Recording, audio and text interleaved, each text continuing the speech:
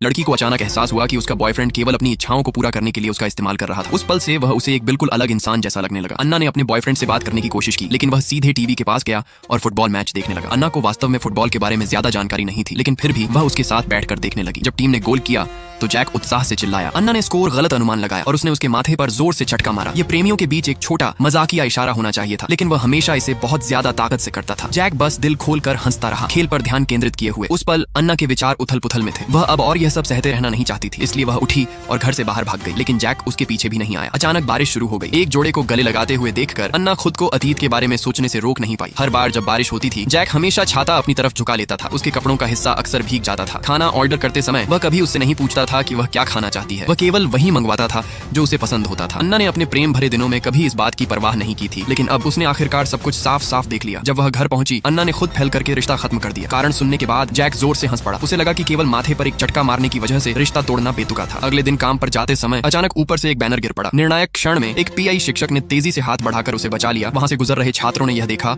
और उन्हें चिढ़ाने लगे। जैक ने संयोग से यह देखा और गलतफहमी में सोच लिया कि अन्ना का पीआई शिक्षक के साथ संबंध था। इसी वजह से उसने उससे रिश्ता तोड़ा था। अगले दिन जब वे फिर मिले, जैक ने फिर भी केवल अपने लिए एक पेय मंगवाया। उसे लगा कि अन्ना ने अपना मन बदल लिया है, लेकिन वास्तव में अन्ना केवल शालीनता से अलग होना चाहती थी। जैक अपमानित और क्रोधित होकर उनके रिश्ते की सारी गलतियों का दोष उसी पर डालने लगा। उसने अन्ना पर आरोप लगाया कि उसने उसे इसलिए छोड़ दिया क्योंकि वह पीआई शिक्षक को पसंद करने लगी थी। इस पल अन्ना अब खुद को रोक नहीं सकी। उसने अपने अंदर दबे हुए सारे दुख और शिकायतें बाहर निकाल दी। उस रात मूसलाधार बारिश हुई। जैक अन्ना के पास आया और फिर से शुरुआत करने की विनती करने लगा। पहली बार उसने अपनी मर्जी से छाता अन्ना की तरफ झुका दिया। दुर्भाग्य से यह देर से आई कोमलता अब ऐसी चीज थी जिसकी उसे कोई जरूरत नहीं थी।